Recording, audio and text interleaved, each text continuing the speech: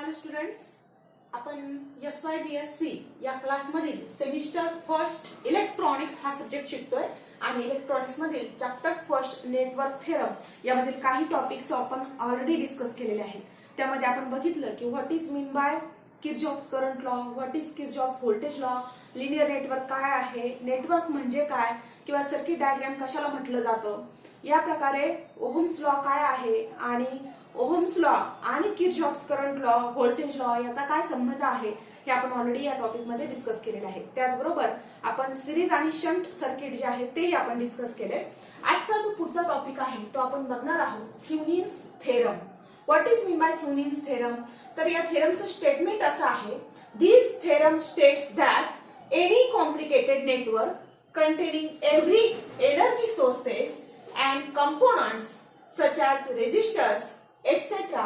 can be replaced by an equivalent circuit consisting of voltage source in series with a single resistance. हे झालं statement. पण आपल्याला statement पाठ करायचं नाहीये, अजिबातच नाही. आपल्याला ते स्टेटमेंट समजून घ्यायचंय आणि आपल्याला ते स्टेटमेंट आपल्याला जे समजलंय त्या पद्धतीने लिहायचं आहे. काय सांगतं हे स्टेटमेंट? तर या स्टेटमेंट मध्ये असं आहे की कुठलंही कॉम्प्लिकेटेड नेटवर्क असू द्या, कुठलंही सर्किट असू द्या, फॉर एक्झाम्पल समजा आपण काय केलं की एक सर्किट जे आहे ते सर्किट काढण्यासाठी आपण एक रेजिस्टन्स घेतला आणि त्या रेजिस्टन्सला R1 आहे हा दुसरा एक रेजिस्टन्स जोडला, अजून तिसरा एक रेजिस्टन्स जोडला आणि या रेजिस्टन्सला इथे आपण लोड जोडलेला आहे. मी सांगते तुम्हाला की लोड म्हणजे काय आणि काय केलं की ही सर्किट डायग्राम जी आहे ती कंप्लीट केली. आता या सर्किट डायग्राम मध्ये कॉम्प्लिकेटेड नेटवर्क म्हणजे हे इथून ते इथपर्यंत हे झालं एक नेटवर्क आणि ह्या नेटवर्क जे आहे सर्किट ते कुठे जोडलेलं आहे? RL ला जोडलेलं आहे. RL ला लोड रेजिस्टन्स असं म्हटलं जातं. म्हणजे काय तर समजा घरामध्ये तुमच्या टीव्ही आहे, फ्रीज आहे, त्याचं जे पिन आहे फ्रीजची किंवा स्विचेस आहेत, त्या घरामधील जे स्विच बॉक्स आहे त्या स्विच बॉक्सला तुम्ही त्या वायर ज्या आहेत त्या जोडता. ओके, म्हणजे लोड जो आहे तो झाला तुमच्या टीव्हीची पिन किंवा म्हणजे टीव्हीचं सर्किट आणि ते तुम्ही कुठे जोडलंय तर आतल्या एका सर्किटला जोडलेलं आहे. किंवा फॉर एक्झाम्पल आपला मोबाईल आहे, त्या मोबाईलचं जे चार्जर आहे त्या चार्जरचे ज्यावेळेस तुम्ही पिन जोडता त्या चार्जरमध्ये एक सर्किट आहे आणि त्याची पिन जी आहे तुम्ही ज्यावेळेस मोबाईलला जोडता तर ते मोबाईल हे एक सर्किट झालं. म्हणजे मोबाईलला लोड झाला जे आपलं ऍप्लिकेशन आहे आणि इकडे झालं आपलं नेटवर्क. या नेटवर्क मध्ये एनर्जी सोर्सेस काय आहेत तर ज्या पण आपण बॅटरी जोडतो म्हणजे सेल जोडतो, मोबाईल मध्ये बॅटरी हा एनर्जीचा सोर्स असेल, चार्जर ज्यावेळेस जोडतो आपण त्यावेळेस MSCB कडून येणारा जो सप्लाय आहे इलेक्ट्रिसिटीचा तो झाला आपला व्होल्टेज. ओके, इथे व्होल्टेज आहे. आपण साधी टॉर्च जर घेतली तर त्या टॉर्च मध्ये आपण सेल जोडतो, 3 सेल जे आहेत ते सिरीज मध्ये आपण जोडतो. तर ते सिरीज मध्ये जोडलेले सेल जे आहेत ते 9 व्होल्टचे असतील किंवा 1.5 व्होल्टचे 3 सेल घेतलेले असेल तुम्ही, ते सेल म्हणजे काय झाले याची एनर्जी सोर्स झाली, तर आपण व्होल्टेज असं म्हणतो. आणि मग त्याच्या आतमध्ये वेगवेगळे सर्किट असतात, त्याला काहीतरी रेजिस्टन्स असतो, हे झाले ते रेजिस्टन्स. अशा प्रकारचं जे नेटवर्क आहे कॉम्प्लिकेटेड नेटवर्क ज्यामध्ये एनर्जी सोर्सेस आहेत अँड रेजिस्टन्सेस आहेत, अशा प्रकारचे कंपोनंट्स आहेत. बघा, it states that any complicated network containing energy sources and components like resistors हे अशा प्रकारचं जे सर्किट आहे जे तुम्ही आता तुमच्या लोडला जोडणार आहात, टीव्हीला, फ्रीजला किंवा मोबाईलला, हे circuit can be replaced bye, हे अशा प्रकारचं सर्किट आपण जे मी इथे दाखवलंय ते सर्किट मी रिप्लेस करू शकते. कशाने? It is replaced by equivalent circuit, त्याच्याच सारखं दिसणारं, इक्विव्हॅलंट म्हणजे त्याच्याच प्रमाणे असणारं इक्विव्हॅलंट सर्किट कन्सिस्टिंग ऑफ, काय कन्सिस्ट करणार आहे अशा प्रकारचे इक्विव्हॅलंट सर्किट की ज्यामध्ये voltage sources in series with a single resistance, ज्यामध्ये एक व्होल्टेज सोर्स आणि एक सिंगल रेजिस्टन्स, हे इथून येतोय करंट इकडे जातोय, हे कशा असतील? सिरीज मध्ये असतील. आणि हा आपला जो आहे तो लोड रेजिस्टर आहे. ओके, लोड रेजिस्टर जो इथे ए आणि बी पॉइंट मध्ये दाखवलाय, मग मी हे पॉइंट ए आणि बी पण दाखवू शकते आणि ए आणि बी पॉइंट मध्ये काय असणार आहे? माझा रेजिस्टन्स असणार आहे जो RL आहे. म्हणजे बघा मी काय केलं की माझं नेटवर्क आहे जे कॉम्प्लिकेटेड नेटवर्क आहे ते कन्वर्ट केलंय मी एका व्होल्टेज सोर्स मध्ये, त्याला E म्हणू शकता किंवा V म्हणू शकता तुम्ही, आणि दुसरा असणार एक R. शक्यतो काय म्हटलं जातं इथे थेवेनिन्स आहे, TH आहे, हा जो व्होल्टेज असतो त्याला VTH म्हटलं जातं आणि हा जो रेझिस्टन्स आहे त्याला RTH म्हटलं जातं. म्हणजे थेव्हिनिन्स व्होल्टेज आणि थेव्हिनिन्स रेझिस्टन्स. अशा प्रकारे कुठलंही नेटवर्क असू द्या, ते नेटवर्क तुम्ही फक्त एक सिंगल व्होल्टेज सोर्स आणि रेझिस्टन्स सोर्स म्हणजे एक बॅटरी आणि त्या सर्किटचा मिळून सगळा टोटल एक रेझिस्टन्स हे सिरीज मध्ये जोडू शकता. हे सर्किट आहे. हे सर्किट याचा मी काहीतरी थेव्हिनिन्स व्होल्टेज जो असेल तो फाइंड आउट करेन. काय आहे तो माझा इथे थेव्हिनिन्स व्होल्टेज असेल. या पूर्ण सर्किटचं हा इक्विव्हॅलंट रेझिस्टन्स किंवा आपण त्याला म्हणूयात की थेव्हिनिन्स रेझिस्टन्स तो मी फाइंड आउट करेन. आणि हे सर्किट मध्ये हे सगळं कशाला जोडलेलं असेल, आपल्या लोडला जोडलेलं असेल. लोड म्हणजे तुम्हाला आता सांगितलं मी की जे तुमचं ऍप्लिकेशन आहे म्हणजे फ्रीज असेल, टीव्ही असेल किंवा इतर कोणताही प्रिंटर वगैरे हे ऍप्लिकेशन्स असतील, हा लोड बाजूला ठेवायचा आणि पूर्ण उरलेलं जे सर्किट आहे ते तुम्ही कन्वर्ट करून घ्यायचं. याला म्हणायचं थेव्हिनिन्स थेरम. काय आहे Thevenin's theorem? It states that any complicated network, okay, any complicated network containing energy sources and the components like resistances can be replaced by a simple circuit containing a single voltage source and a single resistance connected in series. जे series मध्ये असतील अशा प्रकारच्या circuit मध्ये तुम्ही ते convert करू शकता. मग कसं करायचं सर्किट कन्वर्ट किंवा काय आहे त्याचे स्टेप्स काय आहेत ते आपण एकदम सिंपल पद्धतीने समजून घेणार आहोत, जेणेकरून एक्झामला कुठलाही जरी प्रॉब्लेम पडला तर तो आपल्याला सोडवता आला पाहिजे. कारण मॅक्झिमम एक्झाम मध्ये काय होतं की स्टेटमेंट आणि फिगर विचारली जाते 2 मार्क्ससाठी आणि प्रॉब्लेम जो आहे तो डायरेक्टली विचारला जातो, ज्यामध्ये तुम्हाला फाइंड आउट करायचं असतं की व्होल्टेज काय आहे आणि रेझिस्टन्स काय आहे. एक सर्किट दिलेलं असेल आणि ते सर्किट तुम्हाला अशा प्रकारे कन्वर्ट करावं आहे. ओके, तर बघूयात आपण स्टेप्स काय आहेत त्या.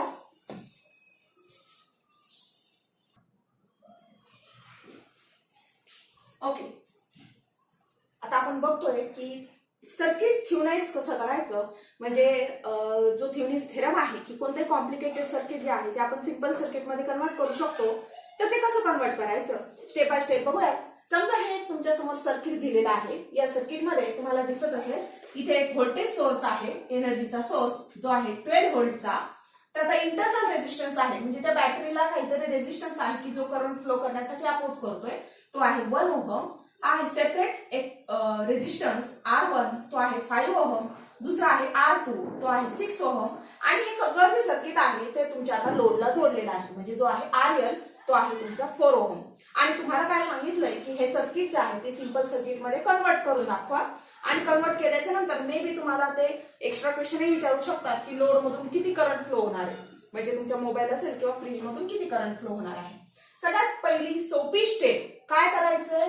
Step first, disconnect RL from terminals A and B and let the circuit be open. म्हणजे काय लक्षात आलं की थेव्हिनिन्स थेरम सॉल्व्ह करताना आपण काय करतोय, जो कॉम्प्लिकेटेड नेटवर्कचा पार्ट आहे तेवढाच कन्वर्ट करणार आहे, राईट. मग हा पार्ट आपण कन्वर्ट करणार नाहीच आहे, तो बाजूला सेपरेट तसाच आहे. मग काय करायचंय की जो आपल्याला जोडायचाच नाहीये तो पार्ट सेपरेट ठेवूयात आणि एवढाच पार्ट जो आहे तो घेऊयात, म्हणजे हा आपण काढून टाकूया. ओके, आता सर्किट कसं दिसेल तुम्हाला, तर हे अशा प्रकारचं सर्किट दिसेल. इथे आहे पॉइंट A, इथे आहे पॉइंट B, इथे आपल्याकडे आहे व्होल्टेज सोर्स आणि याचा रेझिस्टन्स आहे 1 ओहम. या रेझिस्टरचा रेझिस्टन्स आहे 5 ओहम. याचा आहे 6 ओहम. हा आपला R1 आहे, हा R2 आहे. E दिलेला आहे आपला 12 व्होल्ट. ओके, ठीक आहे, ही आहे आपली सर्किट डायग्राम.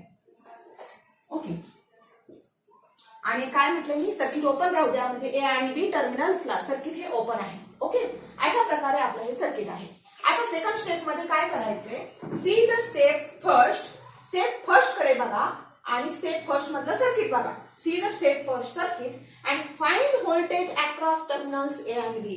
आता आपल्याला काय करायचंय, A and B च्या अक्रॉस जे व्होल्टेज आहे ते फाइंड आउट करायचंय. या अक्रॉसचं तुम्ही जर व्होल्टेज फाइंड आउट केलं तेच व्होल्टेज RL ला आपण जोडून देणार आहे. हा सेपरेट आहे आपला. हे सर्किट मध्ये VTH असेल, R असेल, ते कुणाच्या अक्रॉस येणार आहे, RL च्या अक्रॉस. अक्रॉस म्हणजे पॅरलल मध्ये, RL च्या पॅरलल मध्ये येईल म्हणून RL काढून टाकला.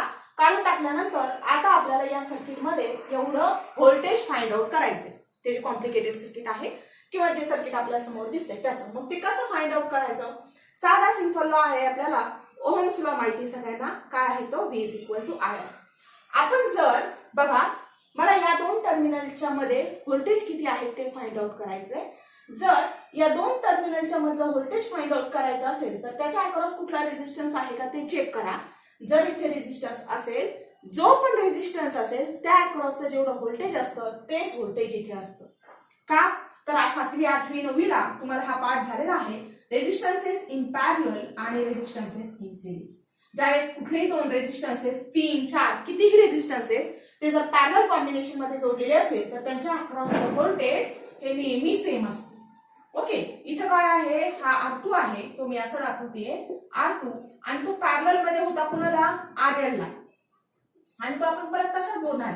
त्यामुळे याच्या अक्रॉसचं जो व्होल्टेज असणार आहे तेच व्होल्टेज कोणाच्या अक्रॉस असणार आहे, RLच्या अक्रॉस. त्यामुळे इथलं जे व्होल्टेज आहे, जे VTH या सर्किटचं आपल्याला व्होल्टेज जोडायचंय ते तुम्ही R2च्या अक्रॉस जर काढलं तरी पण तुम्हाला ते RLच्या अक्रॉस असणार आहे. ओके, म्हणजे A आणि B टर्मिनल मधलं तेच व्होल्टेज असेल जे R2च्या अक्रॉस असेल. मग R2 मध्ये व्होल्टेज किती असतं ह्या रेझिस्टन्स मध्ये, यातून इथे करंट फ्लो होतो I, इथे करंट फ्लो होतो I, इथे I करंट फ्लो होतो IR2. हे जे व्होल्टेज असणार आहे ते काय असणार आहे, by ohm's law V is equal to IR. V is equal to current flow होतोय I, रेझिस्टन्स आहे R2. IR2 यांचं जर मल्टिप्लिकेशन केलं, जे पण व्होल्टेज असेल इथलं टर्मिनल A B च्या अक्रॉसचं ते असेल तुमचं थेवेनिन व्होल्टेज. पण त्यासाठी मी सांगितलं आता काय माहित पाहिजे आपल्याला, I. मग सर्किट मधून किती करंट फ्लो होतो, तर पुन्हा एकदा स्टेप सेकंड मधील पहिली स्टेप, find I by ohm's law. Ohm's law काय आहे आपला, तर V is equal to IR. Therefore I काय असणार आहे, I मी जागेवर ठेवला, R लेफ्ट साइडला आला, V by R. V by R. Voltage किती आहे आपलं 12 व्होल्ट डिवायडेड बाय R किती आहे टोटल बघा बरं. इथे I इथून गेला, इकडे गेला, इथे आला, इथून परत इकडे आला, म्हणजे कुठेच पॅरलल कॉम्बिनेशन नाही. पॅरलल कॉम्बिनेशन म्हणजे काय, जिथे करंट डिवाइड होऊ शकतो. इथे डिवाइड होतं का, करंट आला असाच राईट साइडला गेला, डाऊन साइडला गेला, लेफ्ट साइडला गेला, परत जागेवर आला. म्हणजे सिरीज मध्ये आहे करंट, म्हणून रेझिस्टन्सेस पण सिरीज मध्ये आहे. तिथे किती आहेत ते 1 5 आणि 6. 1 + 5 + 6 किती झाले, 12 डिवायडेड बाय 5 आणि 6, 6 6 12. 12 divided by 12 is equal to 1, आणि आयचं युनिट काय असतं, अँपियर. तसंही इथे व्होल्ट आहे, इथे ओहम आहे, volt per ohm is equal to ampere. म्हणजे आपल्याकडे करंट किती फ्लो होतोय, तर 1 अँपियर एवढा करंट आपल्याला मिळतोय. आयची व्हॅल्यू आहे 1 अँपियर. पहिली स्टेप होती RL ओपन करा, RL काढून टाका, सर्किट ओपन करा, ते आपण केलं. त्यानंतर करंट फाइंड आउट करा ओहम्स लॉने, तो आपण काढला. त्यानंतर आता VAB काढा, आणि VAB मी आता सांगितलं तेच असतं तुमचं थेवेनिन व्होल्टेज एकदम सोप्या स्टेप मध्ये. आणि ते काय असतं, याच्या अक्रॉसचं व्होल्टेज काय आहे ते IR2. I × R2. I किती आहे आपला करंट, इथे काढलाय आपण 1 × R2 किती आहे 6 ओहम. I 1 अँपियर आहे, अँपियर × ओहम, टोटल येणार आहे आपलं 6 volt. 1 × 6 is equal to 6 volt. हा मिळाला आपल्याला VTH. Okay, now third step. आता VTH मिळाला, पण आपलं काय आहे स्टेटमेंट काय आहे, any complicated circuit can be replaced by an equivalent circuit having voltage and resistances in series. कोणताही सर्किट आपण कन्वर्ट करू शकतो ज्या ठिकाणी व्होल्टेज आणि रेझिस्टन्स सिरीज मध्ये असले पाहिजे. मग आता व्होल्टेज काढून झालं, पण रेझिस्टन्स काढायचा राहिला आपला थेवेनिन रेझिस्टन्स. मग तो कसा काढणार, ह्या सर्किटचा आपल्याला रेझिस्टन्स काढायचा आहे. Okay, for this see the circuit. Now third step साठी. Okay, see the circuit through terminals AB, terminals A and B, and find the equivalent resistance. बघा, महत्वाची स्टेप आहे ही खूप, आणि इथेच मुलं खरं तर बऱ्याच वेळेस अडकतात, कारण कन्सेप्ट क्लिअर नसल्यामुळे त्यांना ते काढता येत नाही. मग काय आहे, तर मी आता सांगितलं की आता जे सर्किट आहे ना, त्या सर्किट मध्ये A आणि B, C the circuit through terminals A and B and find the equivalent resistance. Equivalent resistance find करायचा आहे, आणि कुठून बघायचं आपल्याला, या साइडने बघायचंय. आणि या साइडने बघताना अजून एक गोष्ट आहे की all the voltage sources should be written in terms of their internal resistances.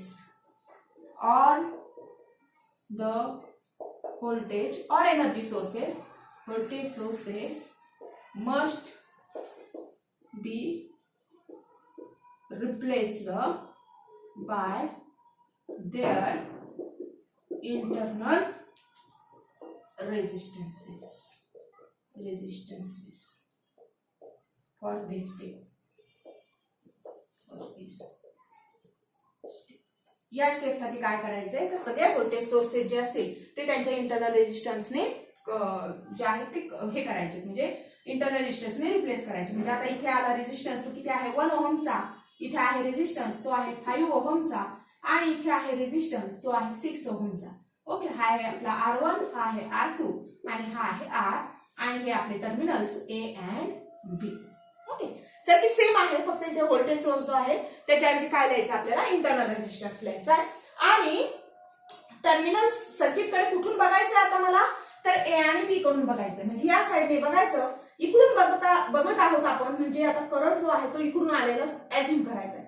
Current इकडून आला, इथे आल्याच्या नंतर करंट इकडे काय जाईल, इकडे काय जाईल, म्हणजे करंट काय झाला डिवाइड झाला. इथून आलेला जो करंट आहे तो मात्र सरळ सरळ पुढे गेला, इथून इकडे गेला, इथून इकडे गेला, हा इकडे गेला. हा जो या डायरेक्शनने आलेला करंट आहे तो खाली गेला, दोन्ही करंट एकत्र आले आणि या डायरेक्शनने गेला.